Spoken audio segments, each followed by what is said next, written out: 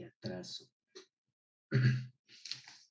Faltaba, bueno, se planteó el circuito y habíamos quedado en espera del modelo, pero se acabó el tiempo. Bueno, pues ahora les pido que vamos a quitarlo porque mal.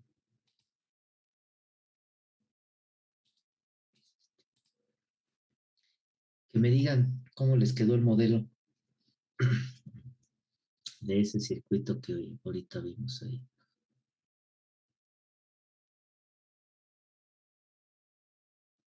¿Cómo les quedó el modelo? Que me lo dicten, por favor. R2CS más 1. Espera. R2 Sí. qué? CS más 1. Ajá. Y abajo R1 más R2, que multiplica a CS más 1 también. Ahí está. Efectivamente, ese es el modelo. Entonces le vamos a hacer también un tratamiento como en el otro para dejar de forma explícita el polo y el cero, para que independientemente de la naturaleza de los elementos que formen al circuito o al compensador, pueda usarse. Y hacemos lo mismo que se hizo en el caso de la red de adelanto.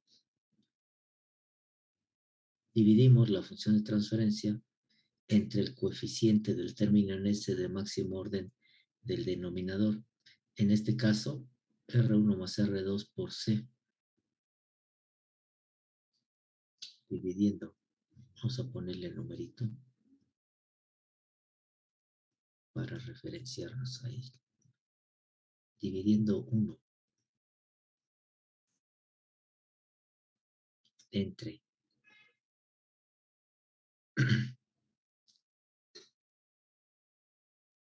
R1 más R2 C, se tiene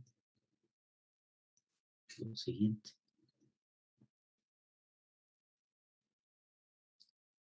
Vamos a ponerlo más abajo.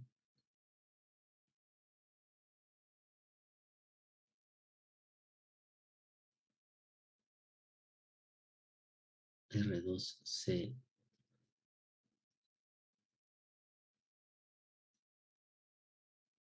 entre R1 más R2 C S más 1 R1 más R2 C.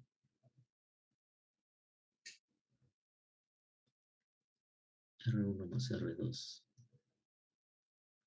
entre R1 más R2C S.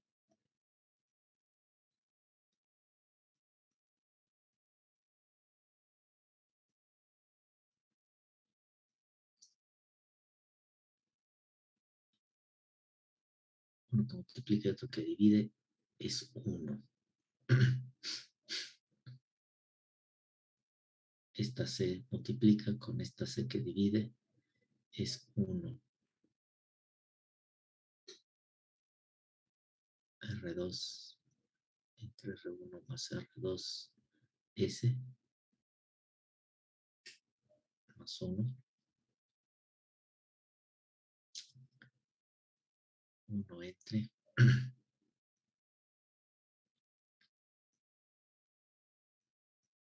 R1 más R2 C S más R2C. Y aquí definimos, al igual que en el caso de la red de adelanto, dos parámetros.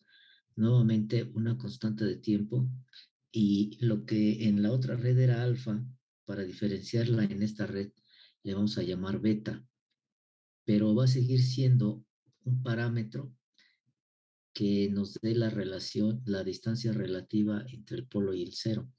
Alfa, en el caso de la red anterior, la red de adelanto, también es un factor que nos determina o que nos dice la distancia o nos marca la distancia relativa entre el polo y el cero, definiendo a tau como R2 por C. Aquí cambia porque, si ustedes recuerdan,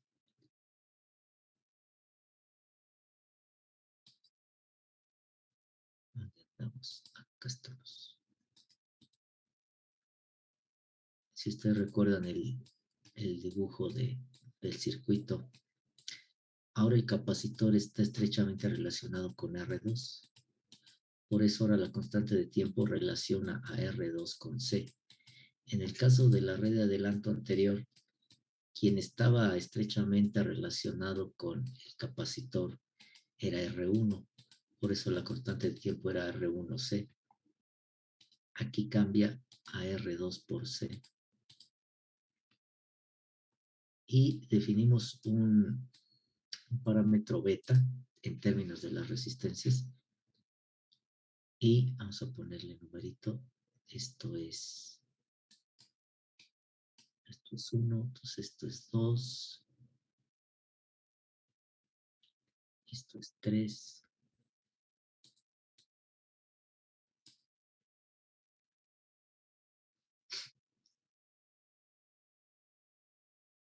Y beta igual a R1 más R2 sobre R2. Y para el caso de la red de atraso, perdón, este valor siempre va a tener que ser igual, perdón, mayor a 1.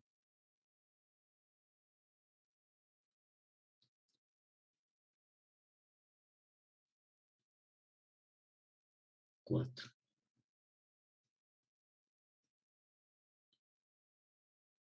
Donde R1 va a ser igual a qué.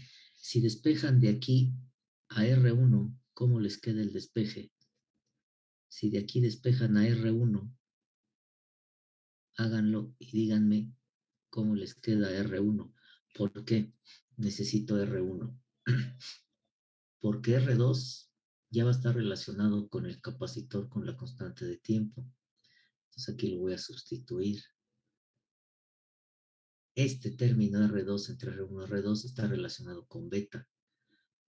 Pero entonces me estaría faltando con quién relacionar a R1, ya que la función de transferencia la quiero dejar nada más en términos de tau y de beta. Si yo sustituyo ahorita directamente 3 y 4 en 2, estaría dejando la función de transferencia en términos de tau, de beta y de R1. Entonces necesito conocer su equivalente de R1 en términos de tau y beta y de R2 para, para poder expresar de forma conveniente la función de transferencia. Por eso de aquí se requiere despejar a R1. ¿Cómo queda despejado R1? R1 es igual a ¿qué?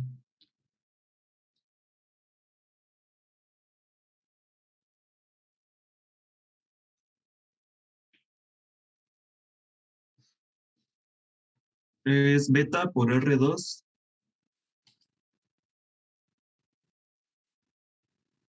menos R2, ¿no? Menos R2.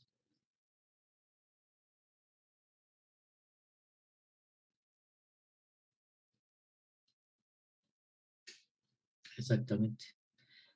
Eso es 5.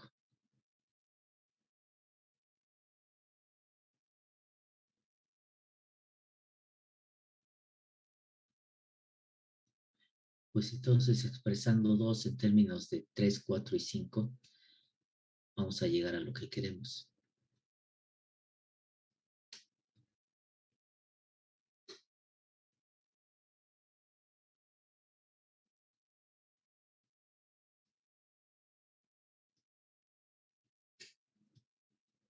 Decimos, EO de S e I de S. Igual. R2 sobre R1, R2 es el recíproco de beta.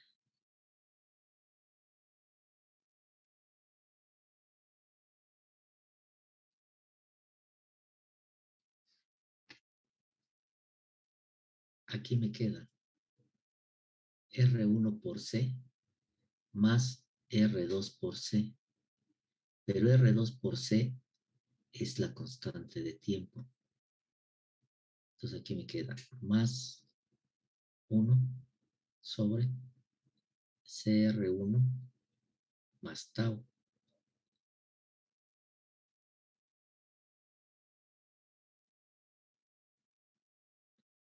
Y acá me queda igual CR1 más tau.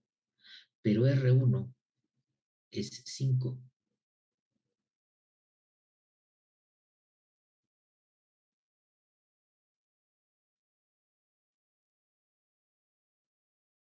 C que multiplica R1, que es R2 beta menos 1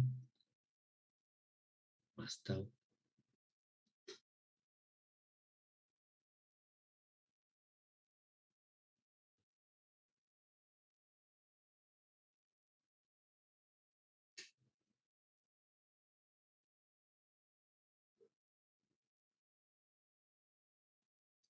Pero CR2 es la constante de tiempo.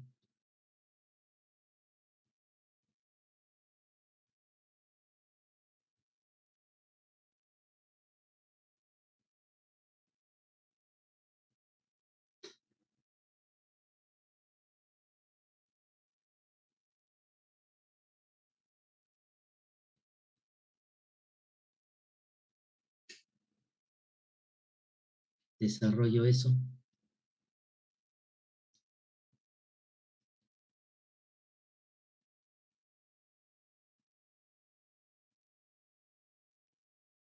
Tau beta menos tau más tau.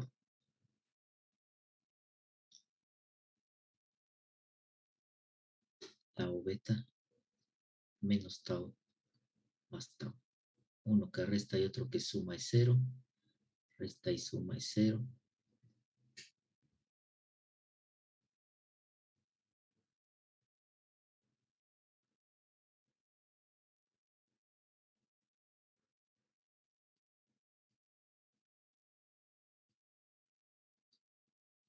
Tau beta. Yo lo que quiero es de forma explícita el polo y el 0. Factorizo el numerador respecto a 1 sobre beta.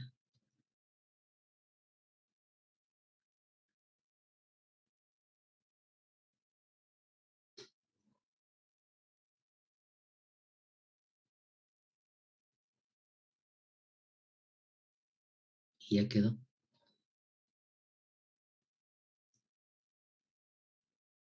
El por lo tanto lo ponemos más hacia acá. Por lo tanto, salida respecto a entrada es igual a 1 sobre beta de S más 1 en tau, S más 1 en tau beta. Y ya lo tenemos en la forma que queremos.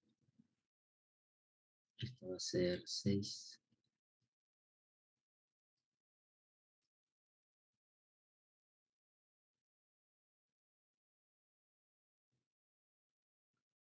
Y esto es igual a tener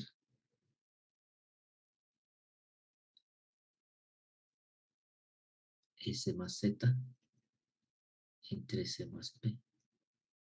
Y hago lo mismo para obtener una relación de beta en términos de los polos y del polo y del cero, donde el 0 es igual a menos 1 sobre tau y el polo es igual a menos 1 sobre tau beta.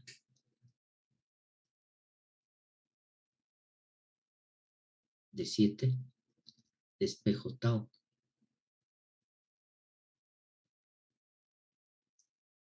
De 8, también despejo a tau.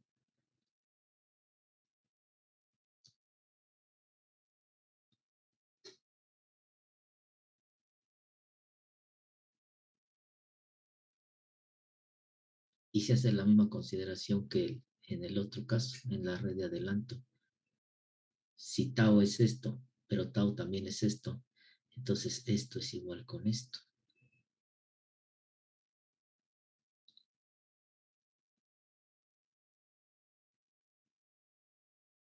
Y despejo beta.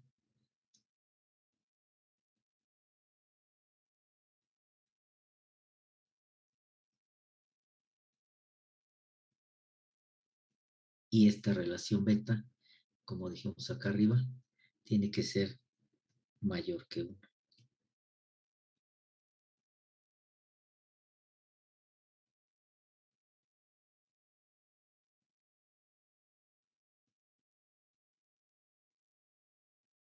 Para que esta relación 0 entre el polo sea mayor que 1, ¿cómo tiene que estar la posición del polo y el 0 en el plano complejo, considerando que los dos son reales?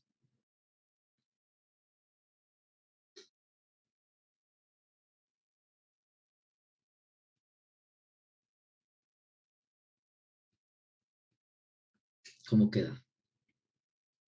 La ubicación relativa del polo y el 0 en el plano complejo para la red de atraso, considerando que la relación del 0 entre el polo tiene que ser mayor a 1.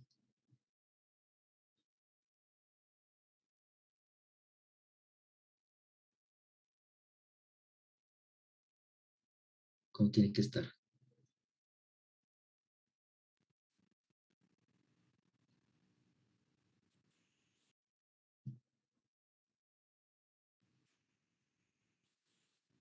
¿Cómo? Les pregunto. El 0 es el que está más alejado ahora, ¿no? ¿De quién? Ah, del ¿O eje de dónde? imaginario. Exactamente. Aquí me queda ahora el polo, y aquí me queda el 0.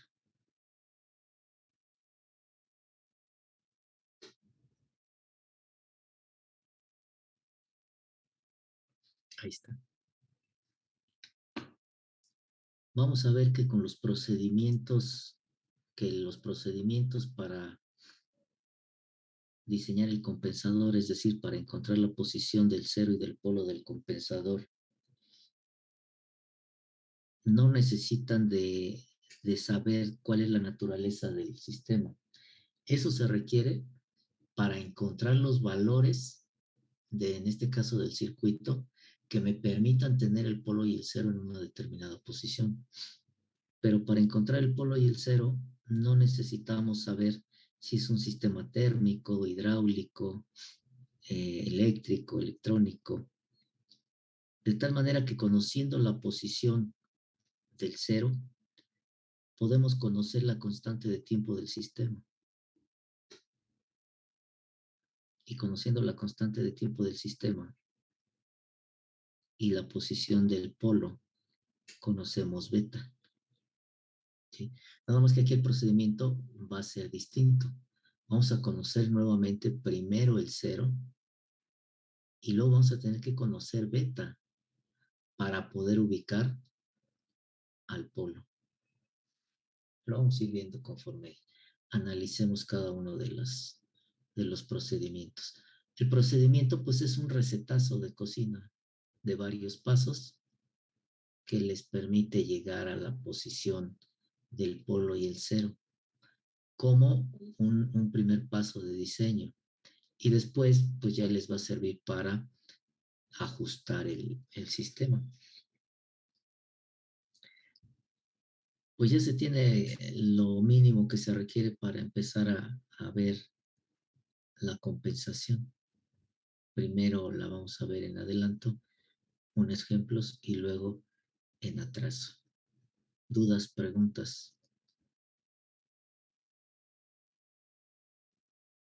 Antes de pasar a ver el procedimiento de diseño. Quiero mostrarles en el comportamiento de la red de adelanto, puesto que es la que vamos a ver primero. Pero ya no en el MATLAB, sino ahora aquí en el Multisim. Una vez que ya conocen ustedes, que ya conocemos el circuito de la red de adelanto de fase, pues aquí lo tenemos. Es este. Ajá. Después vamos a ver cómo calcular sus valores del circuito.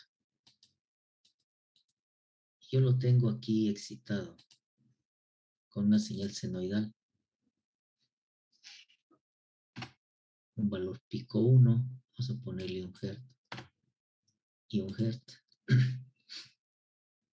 Anteriormente les presenté de manera impresa las gráficas.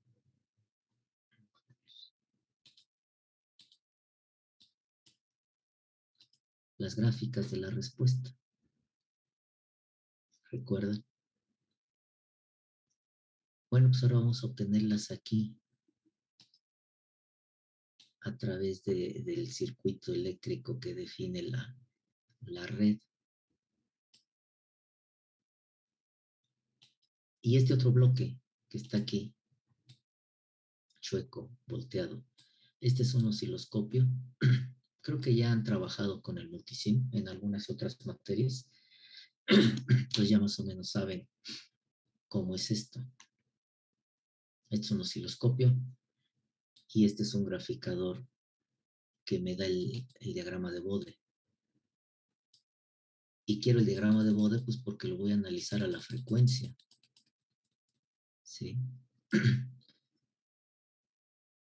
Entonces vamos a ver cómo jala, cómo funciona. Lo echo a volar.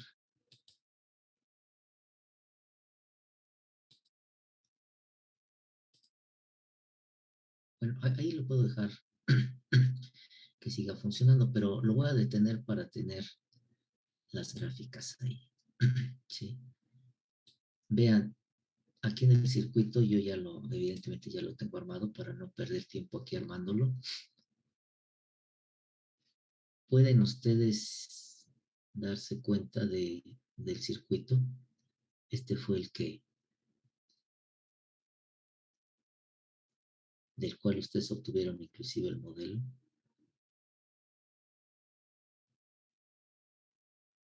Que es este mismo. Observen que yo le he puesto de color rojo a la señal de excitación y en color azul a la señal de salida. De acá. Entonces, eso va en correspondencia aquí al graficador. La gráfica roja corresponde a la fuente, a la excitación, y la gráfica en azul corresponde a la salida, ambas con referencia aquí en este punto, ¿no? Que es el punto común, para ir entendiendo las gráficas. Vean cómo se vuelve a satisfacer lo que habíamos visto. Si la señal de salida es la de color azul, ¿cómo está la salida respecto a la entrada? Pues adelantada, porque cuando el pico máximo de la salida sucede aquí en este tiempo, el de la entrada sucede un tiempo después. Entonces, la señal de salida, que es esta, va adelantada a esta, que es la entrada. ¿Sí? Esta es la respuesta temporal ante una entrada senoidal. ¿Cómo la correlacionamos con la señal en la frecuencia? Aquí podemos ampliarle, vamos a ver. para hacerlos más grandes, que se vean mejorcito, ¿no? Y desde el punto de vista de la magnitud, esta red de atraso está originando una atenuación de la señal de salida. Si consideramos que la señal de entrada, que es la roja, es mi referencia, vemos que la señal de salida no está llegando a la referencia. Está siendo atenuada por la red. Que de hecho este nada más es la solución o la simulación de la pura red. O sea, aquí no hay una GDS que represente al proceso, simplemente es la pura red. Lo que estamos viendo es el comportamiento exclusivamente de la pura red. Vean, es la pura red, no hay nada más. Ahora, en la frecuencia, ¿qué pasa en la frecuencia? Pues acá está la gráfica de magnitud, la gráfica de fase. ¿Sí? ¿Cómo llevan información de bode al tiempo o del tiempo a bode? Por ejemplo, si aquí tienen su gráfica en el tiempo, de la respuesta en el tiempo, y quieren saber el desfasamiento que existe entre estas gráficas, sin la necesidad de ver la gráfica de fase del diagrama de Bode, porque en el diagrama de Bode, pues esta gráfica de fase me está diciendo el desfasamiento que hay entre la señal de salida y la señal de entrada. Y la gráfica de magnitud de Bode me está diciendo los efectos de amplificación o atenuación que hay cuando lo analizamos en el tiempo. ¿Ah? Entonces, ¿cómo saber cuántos grados de desfasamiento lleva esta gráfica de salida respecto a la entrada? A partir de tener el conocimiento de esta gráfica en el tiempo. ¿Cómo lo hacen?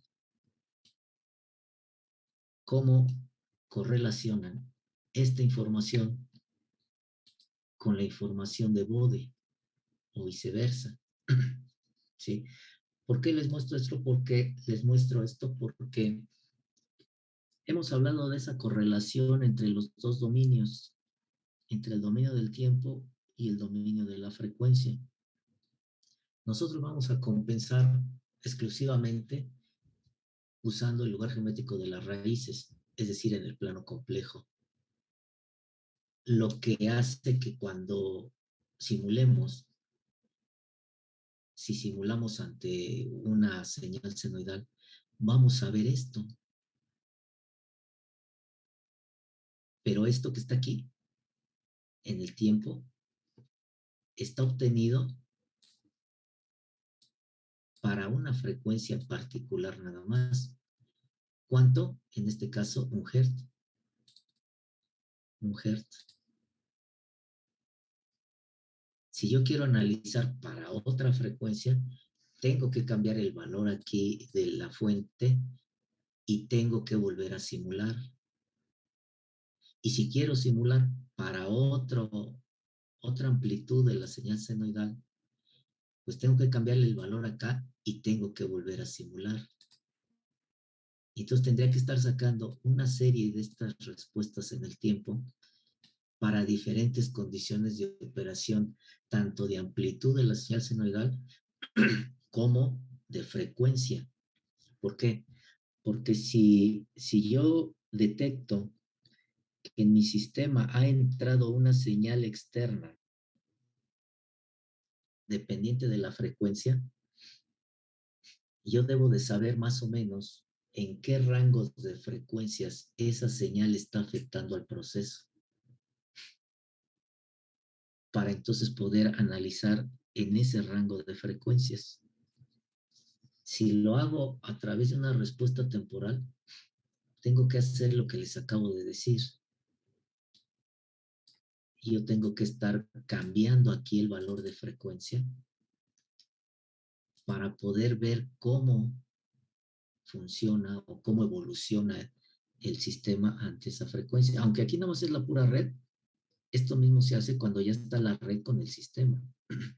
Pero aquí estoy nada más analizando la pura red solita, sin ningún sistema pegado ahí. Pero esto mismo pues se hace con el otro sistema, cuando ya está en conjunto todo funcionando.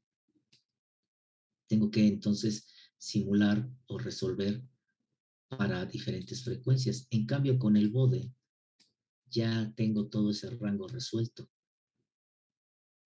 Aquí en el eje de las abscisas pues va la frecuencia. Y en el caso de esta gráfica, que es la magnitud, pues tengo los efectos que me da acá las magnitudes de atenuación o amplificación. Pero lo tengo para todo un amplio rango de frecuencias. ¿Sí? Y en el caso de la fase igual, aquí en la abscisa va una serie de frecuencias y en la ordenada van los grados. Entonces tengo la respuesta y el comportamiento del sistema ante todo el rango completo de frecuencias que pudiera tener mi señal que está afectando a mi proceso. Es la ventaja de los diagramas en la frecuencia, en este caso de Bode. Pero su sistema está trabajando en el tiempo y está entrando una señal en la frecuencia. ¿Cómo se comporta en un dominio y en otro? Bueno, pues esto nos ayuda para resolverlo, ¿no? Para saber cómo estar de uno a otro. Entonces, ¿cómo pueden ustedes saber el desfasamiento que hay? Si yo me voy, fíjense, si yo me voy a el desfasamiento que hay aquí entre estas dos gráficas, y cuánto está siendo la atenuación que hay aquí o la amplificación que hay aquí. Si yo veo mi circuito, es que este no trae de minimizar, por eso estoy reduciendo y ampliando. Nada más trae para cerrarlo, pero no trae para minimizar. A menos que ustedes que ya lo manejan sepan cómo. Fíjense, mi circuito, y si lo cierro tendría que estarlo abriendo cada rato. Que lo puedo hacer, ¿no? Mi circuito, ¿qué está? Trabaja a 1 Hz. Trabaja a 1 Hz de frecuencia.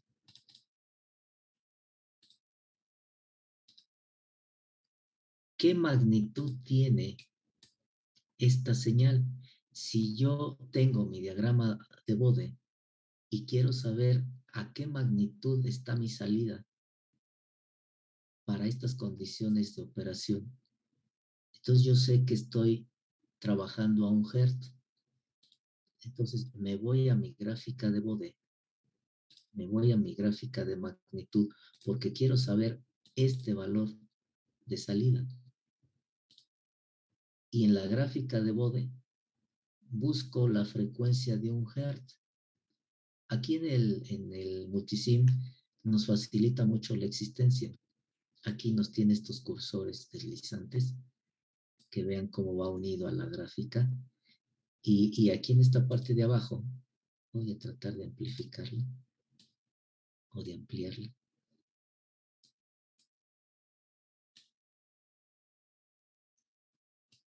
Y aquí en esta parte de abajo, aquí me dice la frecuencia y la magnitud conforme yo muevo este cursor. Vean ahí abajo, va cambiando las frecuencias. Entonces vean todo el rango de frecuencias que me da el diagrama de Bode. En este caso va de 1 milihertz a 3.8 kilohertz. Pero si a mí me interesaría examinar un rango mayor de frecuencias, pues se lo muevo aquí en estos valores, le puedo ampliar o disminuir el rango. Entonces aquí va, fíjense, de 1 megahertz a 5 megahertz. Si yo se lo quiero modificar, simplemente se lo modifican aquí, ¿no? A 10 megahertz. Vean cómo van va empujando la gráfica a la izquierda porque va ampliando aquí las décadas. Estas son las décadas, ¿no? Las décadas de frecuencia. Tenemos una gráfica semilogarítmica. Pero que se vea con lo que queremos, con 5 kilohertz, inclusive menos, podría ser suficiente. 1 kilohertz, ¿sí? O kilohercios, dicen otros, ¿no? Ese era mucho en las estaciones de radio hace años. Kilohercios, decían, para pluralizar el concepto hertz. Entonces yo tengo que buscar aquí,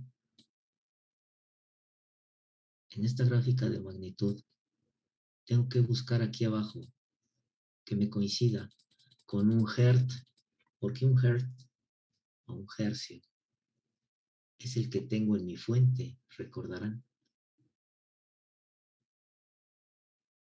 en la fuente que está alimentando a mi circuito. Entonces, esta gráfica que tengo acá abajo es nada más para un hertz. Si yo quiero conocer para diferentes frecuencias, tengo que cambiar la fuente y volverla a obtener. Es una pachangota. Entonces, aquí busco un hertz. Fíjense, ahí ando, 766 milihertz. Lo subo, lo subo, lo subo. 1.0, ahí está. Ah, ya me pasé. Ya lo tenía. Ahí está. Vean aquí abajo, me marca un hertz. Y me dice que para un hertz de frecuencia, mi magnitud es menos 1 punto, aquí lo pueden ver abajo, aquí. Me está indicando que la magnitud de mi respuesta en el tiempo es de menos 1.445 decibeles, pero está en veles, bueno, en décimas de Bell. ¿Cómo lo llevo a los valores reales que están acá de volts? ¿Cómo llevan un número de decibeles a valores reales? Pues dividen entre 20 y lo ponen como exponente del 10, o sea, la inversa del logaritmo, y le sacan la inversa al logaritmo. Entonces decimos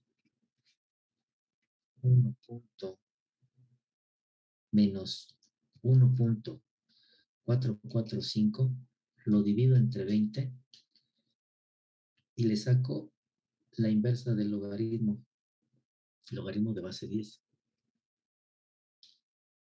Y me dice que la amplitud de mi respuesta en el tiempo de mi salida es de 0.8467. Aquí vamos a apuntarle. Entonces,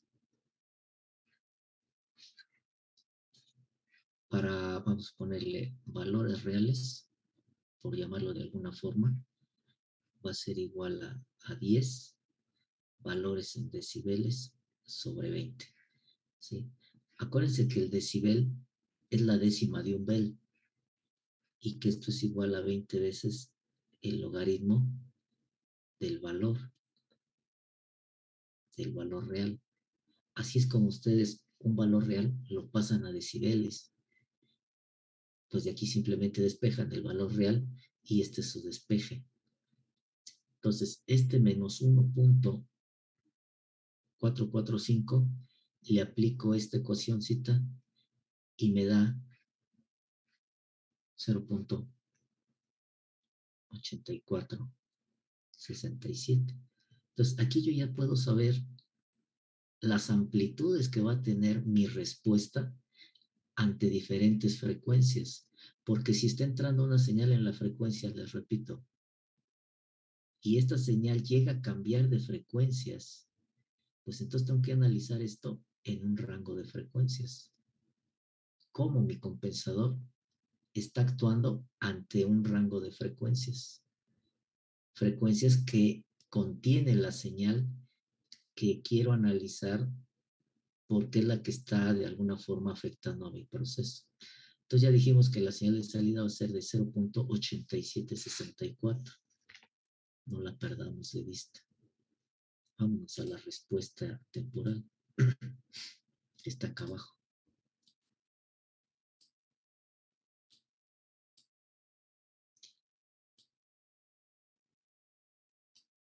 Vamos a borrar la fuente.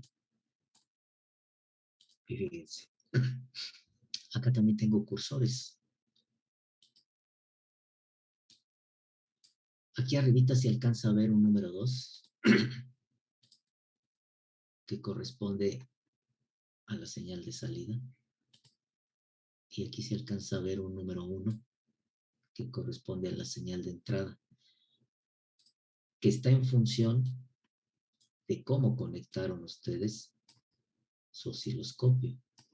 En el osciloscopio aquí dice A, que corresponde a la 1, y B, que corresponde a la 2.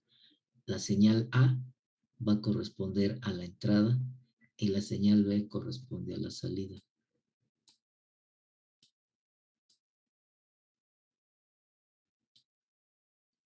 Si yo le doy clic izquierdo aquí en el cursor y le doy selección a trazo, le doy el canal B o el canal A. Como en el canal B está la señal de salida, pues yo le digo que se quede en el canal B. Entonces vean cómo aquí hay un punto que está amarrado a la curva B. Entonces me va a dar los resultados de la curva B. Si yo le cambio aquí a seleccionar un trazo y le cambio canal A, el canal A está asociado a la excitación, a la señal de entrada. Y vean cómo cambia este punto que queda unido a la roja. Y aquí abajo, en esta parte, me da el canal A y el canal B. T1 corresponde al cursor que tiene el 1 acá arriba. T2 corresponde al cursor que tiene acá. ¿Sí? T2 y T1 pues, son las diferencias que hay acá. Y entonces aquí me da los milivolts del canal 1 para el cursor 1, del canal 1 para el cursor 2, del canal B para el cursor 1, del canal B para el cursor 2, y me da el tiempo para el cursor 1 y el tiempo para el cursor 2.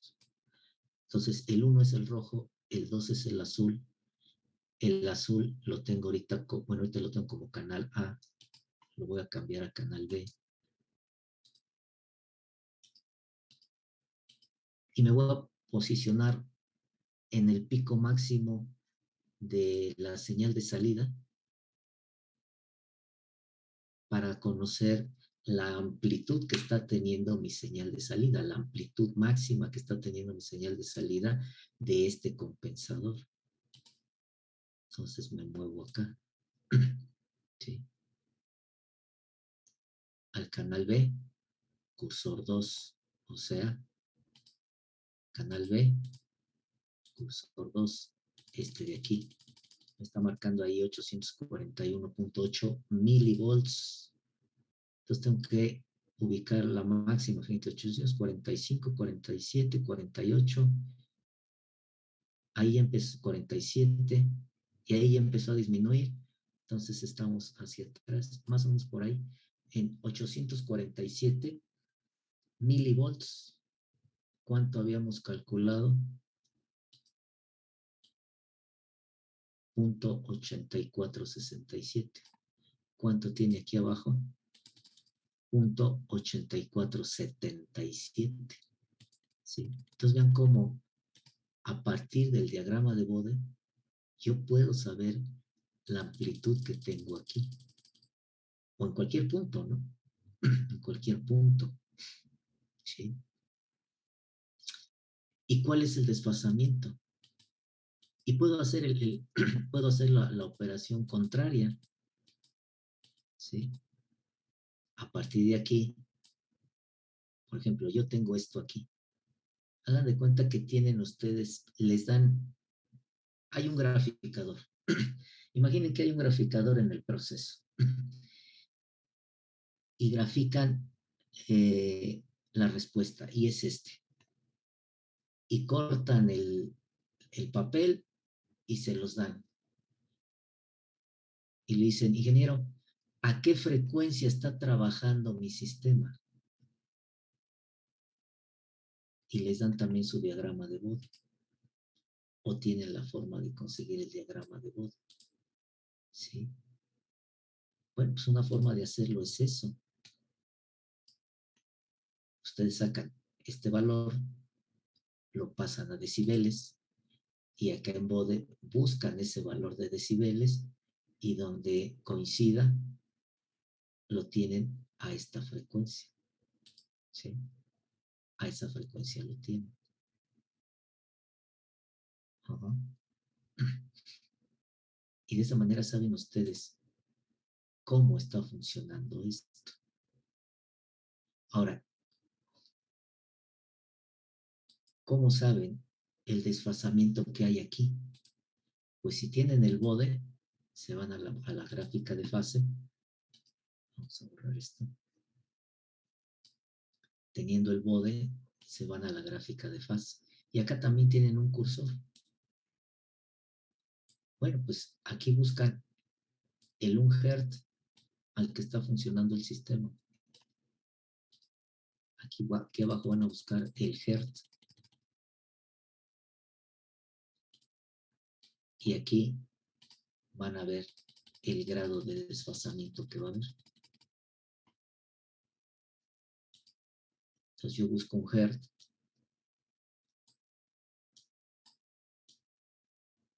Ahí llevo 14 milihertz, 44 milihertz, 70 milihertz, 114 milihertz, 192 milihertz, 416 milihertz, 751 milihertz, 1.08 hertz,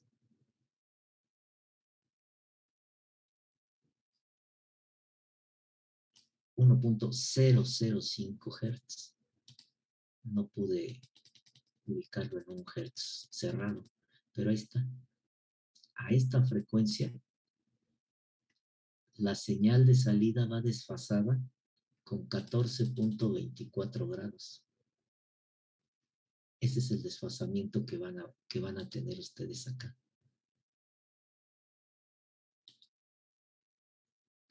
¿Cuánto dice? 14.248.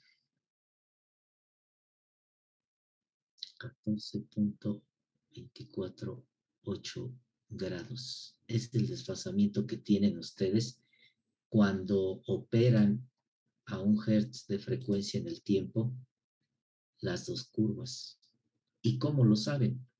Si lo tienen aquí, ¿recuerdan cómo se obtiene? Pues aplican el formulazo aquel, ¿no?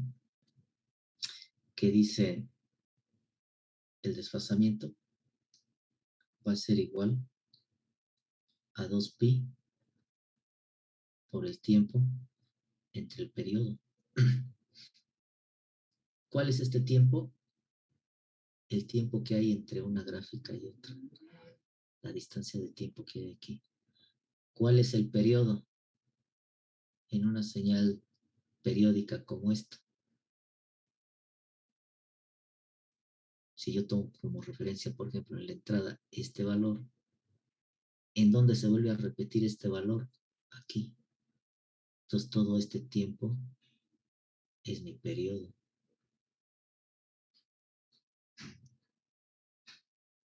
Y este tiempo aquí es mi T minúscula. Y pi, 2pi, pues si estuviera trabajando en radianes. Como estoy trabajando directamente en grados, pues es 2 por 180, es decir, 360. Entonces yo lo puedo medir aquí con estos apoyos que trae el multisim. Voy a borrar esto. Y saco mi periodo.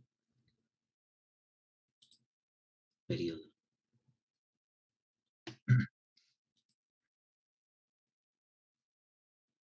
Cursor 1. Gráfica 2. Gráfica A, canal A, que es la entrada.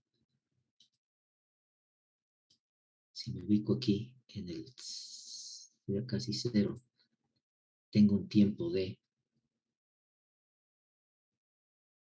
en el cursor 1, que es el de arriba, de 5.5.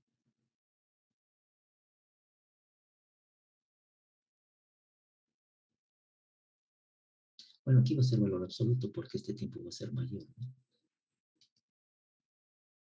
¿Y dónde se vuelve a repetir ese valor? Pues hasta acá. Y aquí tengo más o menos 6.5.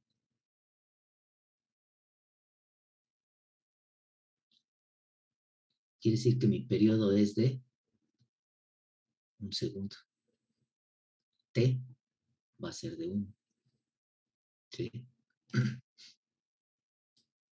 Si yo pongo el cursor aquí, más o menos, y el otro cursor lo pongo acá, la diferencia aquí abajo, T2 menos T1, ya me da el valor del periodo. Aquí está, un segundo, sin necesidad de andar haciendo yo la resta. Pero si no tengo estos apoyos, pues entonces tengo que medir el tiempo en el que sucede en cualquier punto, ¿eh? Yo puedo tomarlo, por ejemplo, aquí, y ¿dónde se vuelve a repetir este valor? Acá. Entonces todo esto es el periodo. Yo podría medir el periodo acá, pero lo puedo medir en cualquier punto, ¿sí? Por ejemplo, aquí, ¿dónde se vuelve a repetir este valor? Pues acá, y ahí puedo medir el periodo.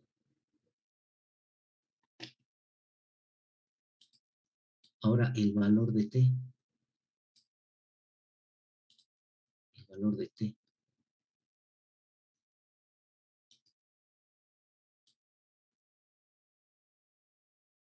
Yo lo pongo aquí.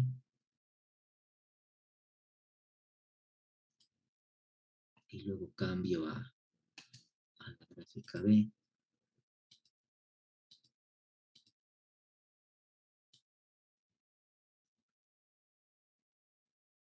Dijo acá. Entonces, ¿de cuánto me da? Según esto, 38.81 milisegundos, es decir, 0.03881. Y lo puedo verificar, ¿no? Por ejemplo, aquí estamos en la gráfica azul, que es el cursor 1, y me dice que es 5.961 segundos. Y si ahora lo paso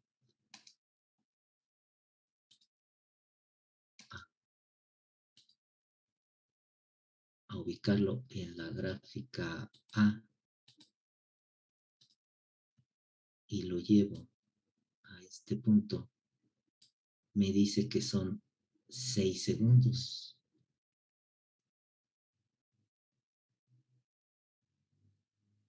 La diferencia de esto, ¿cuánto es? 6 menos 5.961, 0.039, que es lo que habíamos tenido aquí, usando los dos cursores. ¿Sí? Entonces vamos a tomar este, el 0.03881. Pues ya está, ya nos aplicamos el formulazo. El desfasamiento va a ser igual a 360, que multiplica a 0.03881 entre el periodo, que es 1. ¿Cuánto da eso? 0.03881 por 360. 13.97. Esto nos dio en la gráfica de Bode. Aquí nos ha dado 13.9716. Pero tengamos en cuenta de que tenemos que ser muy precisos en medir este tiempo. ¿Sí? si yo tuviera un auxilio aquí para que me dijera que estoy exactamente en el 0, pues entonces este valor. Ahora, si le pongo el punto 39 que me dio de esta diferencia, 6 menos 5.961 por 360, aquí me da 14.04. Entonces estoy en el desfasamiento que me da el diagrama de Bode. ¿Sí? Y así puedo seguir trabajando para poder conocer el comportamiento en un dominio a partir de las gráficas en el otro dominio y cómo afecta en uno y cómo afecta el otro. Ahora, un punto importante aquí a considerar. Bueno, preguntas hasta ahí, dudas. Y todo esto se puede hacer también desde el MATLAB. ¿Cuál es la diferencia? Vamos a cerrar momentáneamente esto. ¿Cuál es la diferencia? Que aquí ustedes usan el circuito y en el MATLAB tienen que usar el modelo. Pero al final de cuentas, tanto el MATLAB como el multisim lo resuelve a través de un modelo. Lo que hace el multisim está muy apantallador, ¿no? Porque pues trae para muchas áreas, ¿no? Electrónica, circuitos integrados, ustedes ya lo conocen. Y está muy apantallador porque pues uno pone los componentes y obtiene la respuesta como si tuviera los componentes físicamente armados en un protobol, en una placa, etc. Entonces, eso a muchos les llama más la atención esto y dicen que pues esto es más real que el MATLAB porque están viendo aquí los componentes, pero internamente el software genera el modelo matemático y lo resuelve a través de métodos numéricos, o sea, lo mismo que hace el MATLAB. El MATLAB, ¿qué hace? Le meten ya el modelo y él usa métodos numéricos para resolverlo. Y si no me creen, pues váyanse aquí.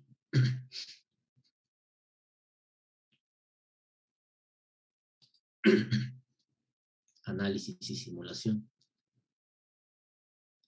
Y entonces se van a opciones de análisis. Y aquí les dice opciones del SPICE.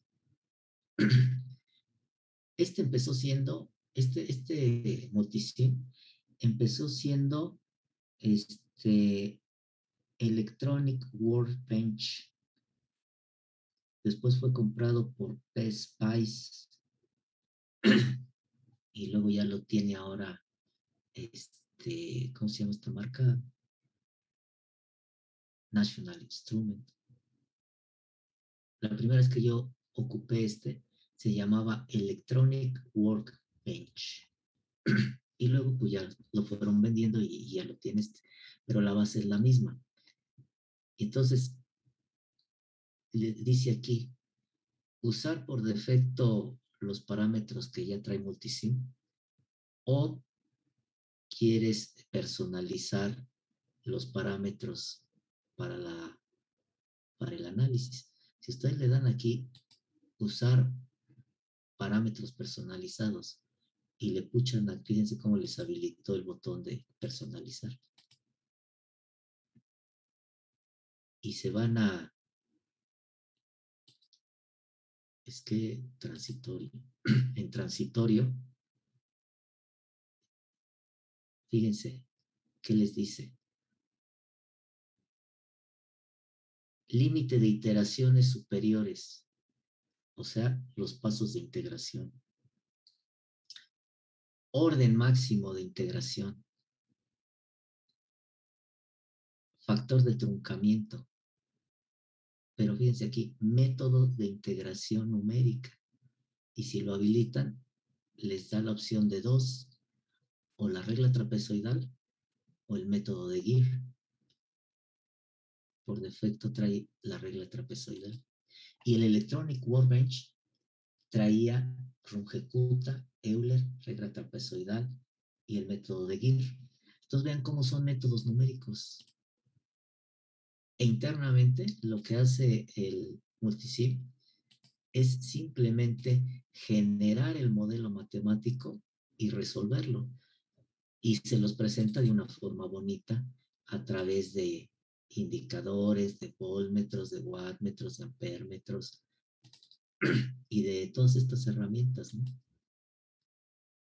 Que en MATLAB pues no las tenemos tan interactivas.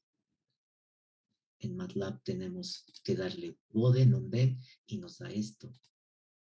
Step y nos da esto. O en el Simulink, que ahora es más fácil. Bueno, step no, aquí tenemos que usar una función senoidal. ¿Sí? Entonces, al final de cuentas, sigue siendo esto una simulación numérica. Sigue siendo una simulación numérica. Ahora, volviendo a la magnitud que vimos acá, que sacamos la magnitud y que nos fuimos directamente a obtenerla, llevándolo a un valor real. Lo obtuvimos directamente porque la amplitud de mi señal senoidal es 1. Aquí estoy usando una fuente con valores pico, pero pueden elegir una RMS teniendo las consideraciones necesarias, ¿no? Entonces, fíjense, aquí la amplitud es 1. Por eso fue directa la lectura entre la gráfica de magnitud de Bode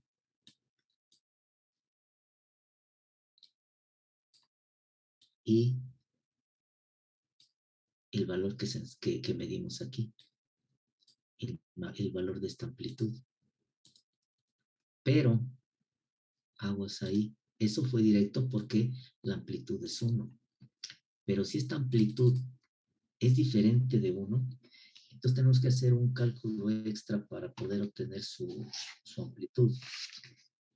¿Qué tenemos que hacer? Lo siguiente. Vamos a ponerle cualquier valor. ¿Qué valor les gusta de valor pico de la fuente? El que ustedes quieran. ¿Sí? Diferente de 1, ¿no? No sé, se me ocurre 1.85. Pero puede ser cualquiera, ¿no? Ok. Entonces, arrancamos la simulación. Ustedes la podrán ver pues, casi igual. Aquí le modificamos la escala, los volts por división, y la podemos ajustar a lo que querramos, ¿no? Si le queremos cambiar la base de tiempo, pues lo hacemos chiquito, grande, más grande, menor. Eso ya lo saben, ¿no? Es el uso del osciloscopio. Aquí va a cambiar la amplitud. ¿Por qué? Porque cambió la amplitud de la fuente. Y sigue siendo un hertz, pero le podríamos ver cambiado de frecuencia. Entonces hacemos lo mismo. Buscamos aquí un hertz.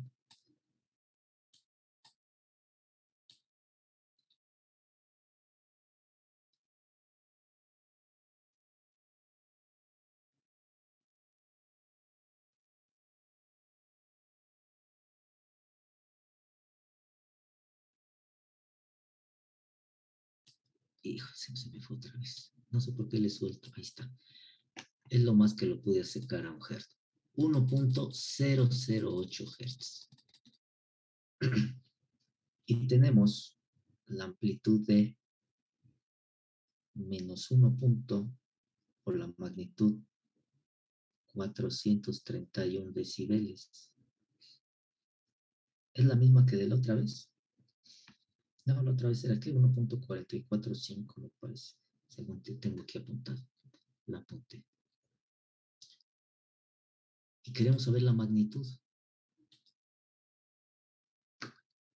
No sé por qué lo cerré. Voy a apuntar la magnitud aquí para no perder el dato. Menos 1.431 decibeles.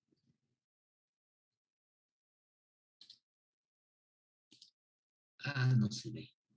Bueno, sí se ve, pero no se ve. Ahí está, poniéndole este ya se ve. ¿Qué pasa si ahora yo mido aquí? Lo cambio al canal B.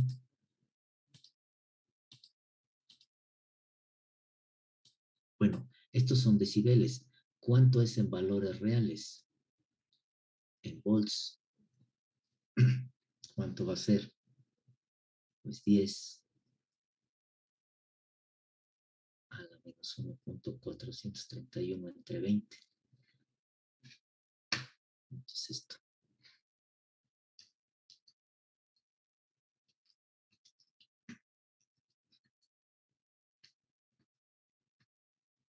0.8481 volts. Se supone que eso es lo que va a tener la amplitud de la señal de salida. Está siendo atenuada a ese valor. Entonces ya estoy sobre el cursor, sobre la gráfica azul, que es la salida, y busco aquí el máximo valor, ¿no? Estoy en canal B, cursor 2. O sea que estoy aquí. Canal B, cursor 2. Cursor 2. Y busco el valor máximo. Por ejemplo, ahí estoy en 1.56, 57. Ahí empecé a disminuir. Entonces, es anterior, ahí está. Me marca aquí la gráfica que aquí tengo 1.574 volts. Y dicen, ¿cómo va a ser posible si esta es de no, sí, ¿cuánto fue? ¿Qué? Sí, porque está abajo. Ahora, perdón, la gráfica es de 1.85. Este es de esto y este es de 1.85. ¿Por qué no dio ahora? La vez pasada medimos aquí y de inmediato nos dio lo que nos dio acá. Y ahora no nos dio. ¿Por qué? Porque la ganancia, acuérdense de los diagramas de Bode, la ganancia en decibeles es igual a 20 veces el logaritmo natural de la señal de salida respecto a la señal de entrada. Entonces yo aquí estoy midiendo la señal de salida.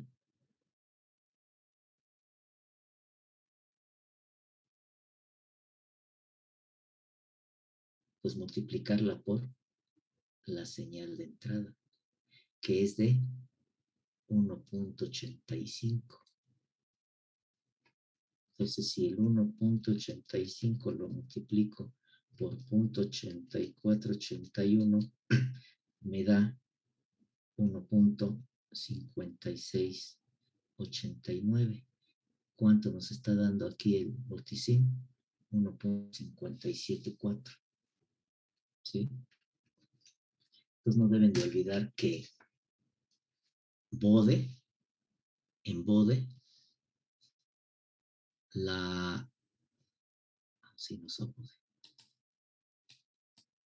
que en Bode, esta magnitud que inclusive aquí marca, magnitud, es la relación de la señal de salida respecto a la señal de entrada. Recuerdan que les empecé preguntando cuando les puse las gráficas en el PowerPoint, ¿quién va respecto a quién? ¿La salida respecto a la entrada o la entrada respecto a la salida? Pues es por esto. Entonces, estas magnitudes que ven aquí ustedes en la gráfica de Bode es la relación entre la señal de salida y la señal de entrada. Este valor ya es esta división. Entonces yo tengo que separar cuando la señal de entrada es diferente de 1, porque cuando la señal de entrada es 1 de amplitud, pues esto está directo. Pero cuando la amplitud de la señal de entrada difiere de 1, tengo que multiplicar lo que me dé aquí por la magnitud de la señal de la fuente de entrada para obtener el valor exacto o correcto que está sucediendo en el tiempo. ¿Sí? Entonces, esa es la forma como ustedes correlacionan de los diagramas de Bode en la frecuencia con la respuesta en el tiempo. Entonces, teniendo Bode, ustedes pueden tener una idea de cómo está ejecutándose en el tiempo y teniendo la respuesta en el tiempo,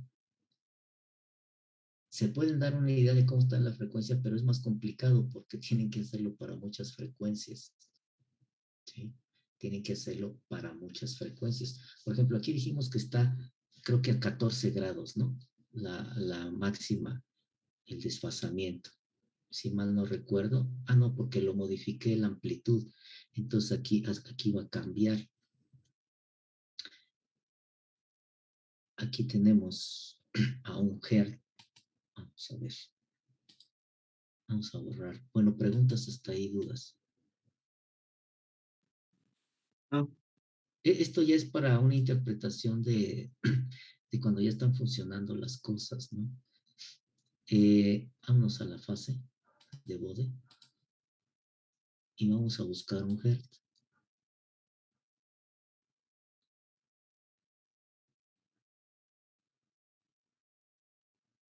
1 Hz, aprox.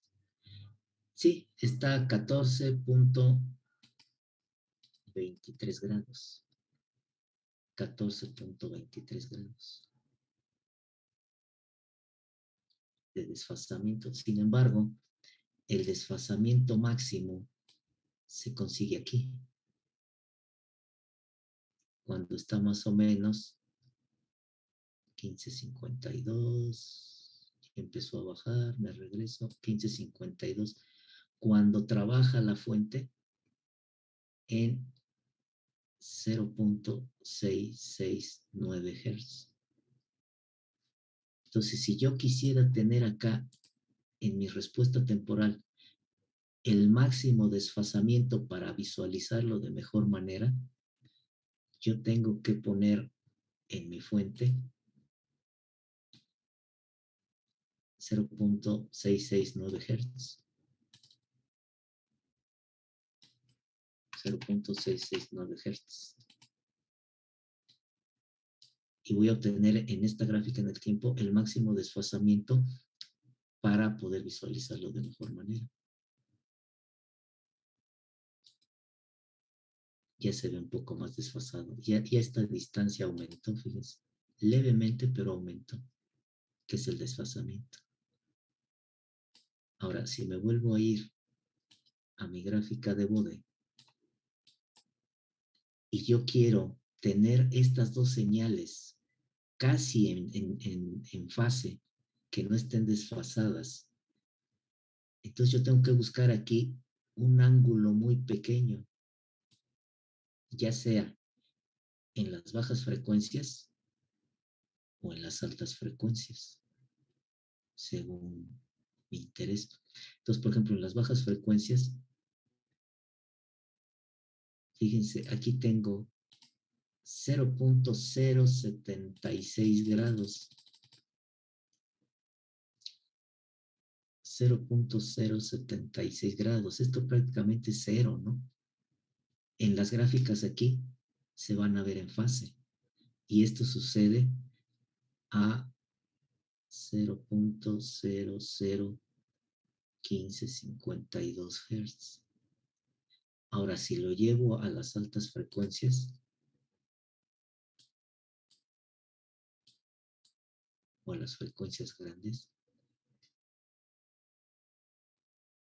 aquí tengo yo, por ejemplo, 0.052 grados, todavía más pequeño que el anterior, a 402.559 Hz. Si yo le pongo cualquiera de estos dos datos ahora a mi circuito, a mi fuente, van a ver que estas gráficas dejan de estar desfasadas y prácticamente se van a ver en fase. Entonces, en una red de compensación, para tener efecto el atraso o el adelanto, tienen que trabajarlo en un determinado rango de frecuencias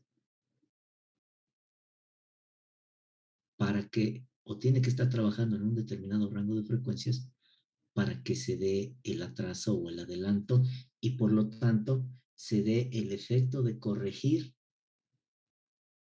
la parte transitoria o la parte en estado estable. Vamos a poner esos valores. Híjole, no se ve. Ahí está, para que se vea. Entonces, por ejemplo, yo aquí en mi fuente le voy a poner, vamos a ponerle este muy pequeño, pero se va a tardar. Y si le pongo este, tengo que ajustarle muchas cosas. Bueno, vamos a ponerle el 402. El más pequeño, a ver si no se tarda mucho, porque luego se tarda por la frecuencia tan baja. 00552 de frecuencia. Vamos a ver que las gráficas prácticamente las van a ver en fase. Echamos a volar esto. Se tarda en empezar a dar resultados por las frecuencias. Ahí va. Vamos a darle otro cacho.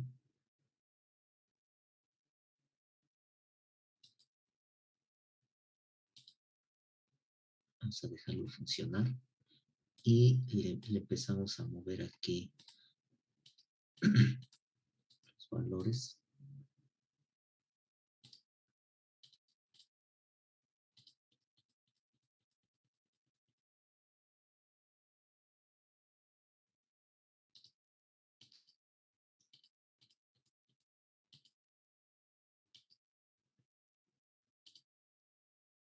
A 200.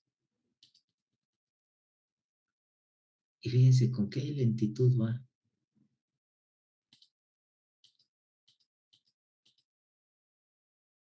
Con qué lentitud va por la frecuencia tan baja. Se va a tardar mucho. Vamos a aumentarle la frecuencia. Entonces vámonos a las altas frecuencias. Nada más que ahí pues, se va a ver una pura mancha por la frecuencia tan grande que va a ser de 402.5 Hz.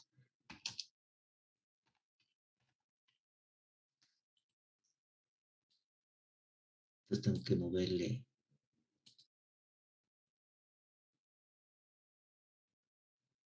No se ve por. Fíjense. Se va a ver una pura mancha.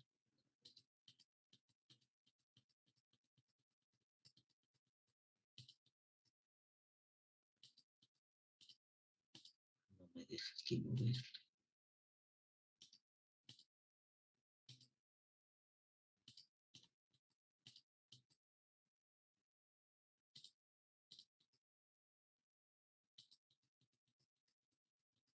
Es que lo tengo en micros, lo tengo muy alto. Déjenla, la cancelo. Digo, la detengo. Y trato aquí de moverle a 5 volts por división. Híjole, no me deja.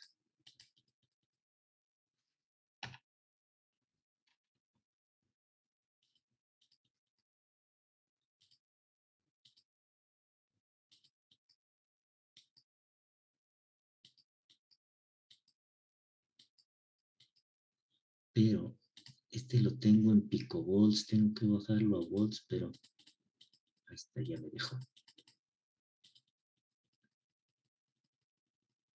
Milivolts, tengo que llevarlo a 5 volts. 1 volt por división.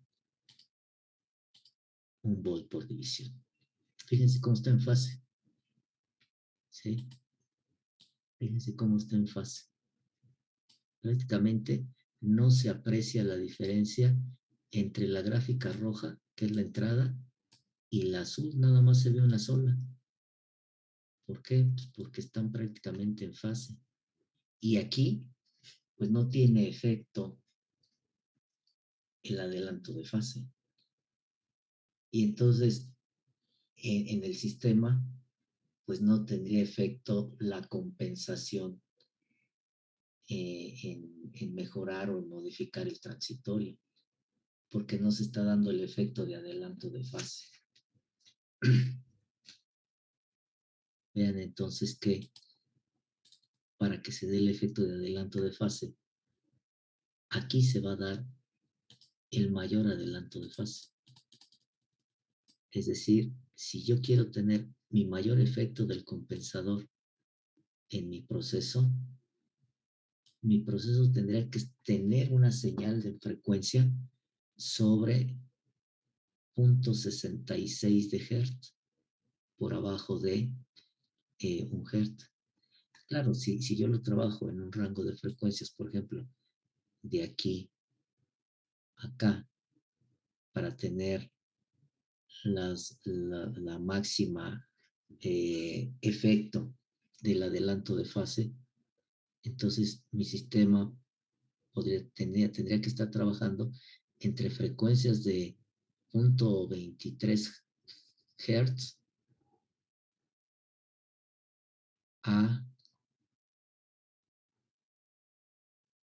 1.8 Hz, porque conforme aumentara la frecuencia de ese valor o disminuyera, el efecto de la red de compensación o del filtro empieza a perder efectividad. Ajá.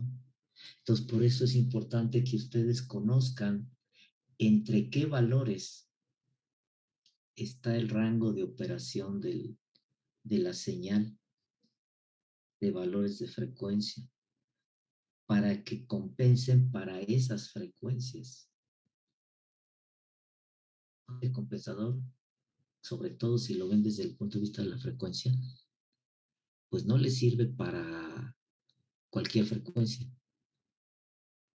Va a tener un mejor desempeño en unas ciertas frecuencias que en otras, porque ya vimos cómo, si lo vemos en el tiempo, puede trabajar desde las curvas en fase hasta el desfasamiento que me da el adelanto en este caso, ¿no? Y lo mismo pasa con el atraso.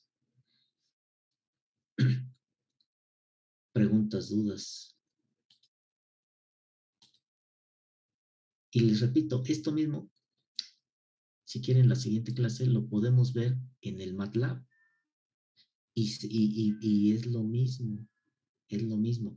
¿Cuál es la diferencia? Que en el MATLAB la frecuencia no me la da directamente en Hertz, sino en radianes sobre segundo, y tengo que estar haciendo la conversión. ¿Sí? Pero se puede hacer lo mismo. Nada más que aquí con esta otra herramienta, el Multisim, pues me permite hacerlo de una manera muy fácil. Y en la otra, por ejemplo, tengo los cursores, ¿no? Y en el MATLAB no tengo los cursores. A menos que trabaje en Simulink, si me permite unas gráficas con cursores. Pero bueno, tengo la banderita esta del cuadrito de datos y me ayuda en vez del cursor. Pues ahí están, no sé si tengan alguna duda, preguntas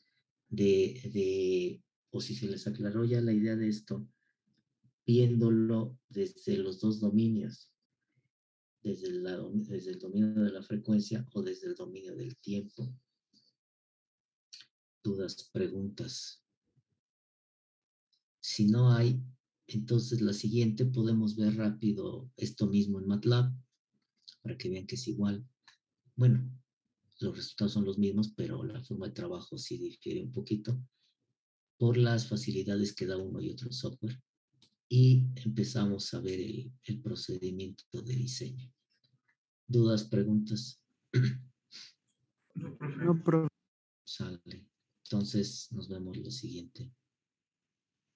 Nos vemos, profe. Hasta luego.